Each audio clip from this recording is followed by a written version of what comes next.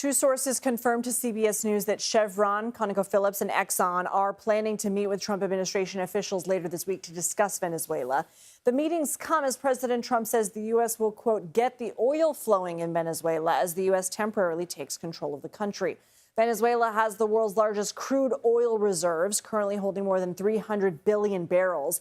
As of 2023, they account for 17% of global oil reserves. The country currently produces just 1 million barrels of oil per day, down from 3 million in the 2000s. Following the U.S. capture of President Maduro, President Trump said that American oil companies will spend billions to fix Venezuela's aging oil infrastructure. That being said, Chevron is currently the only U.S. oil company operating in Venezuela. And as the markets close today, Chevron stock is up more than 5%. ExxonMobil up more than 2%. ConocoPhillips is up more than 2.5%. Ed Hers joins us now. He's an energy fellow at the University of Houston.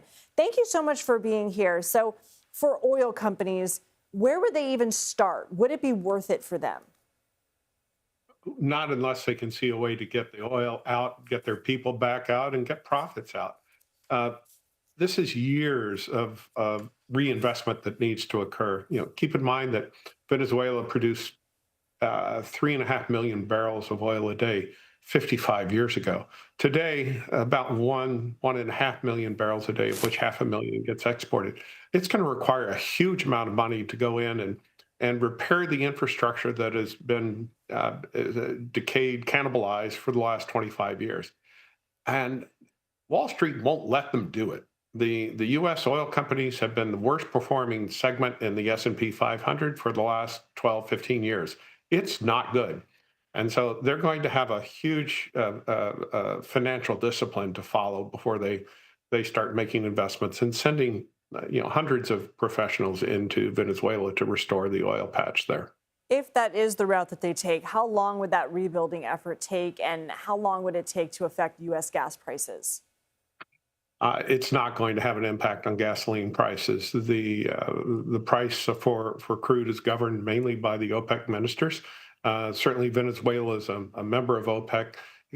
Keep in mind that we're getting all the heavy crude we need from Canada right now. That's about 4 million barrels a day. We get some from Saudi Arabia, a little bit from Mexico. But Mexico, like Venezuela, has had its oil productive capacity diverted to other priorities of the government, and so they're not that important anymore. But if we were to start today, get into the production sharing agreements, renegotiate those, bring U.S. capital in and U.S. personnel, you're probably looking at 5 years before really there's a significant flow of additional oil coming out of the country. Would there need to be facilities and equipment here to handle that oil? Are we equipped with that? We are equipped. We've been importing heavy crudes from Venezuela, from Mexico for many years. Since that production has fallen off, we've turned to our closest ally, Canada, who's been able to provide us with about 4 million barrels a day of heavy crude. And additionally, of course, we get heavy crude from Saudi Arabia. Ed Hers, thank you so much.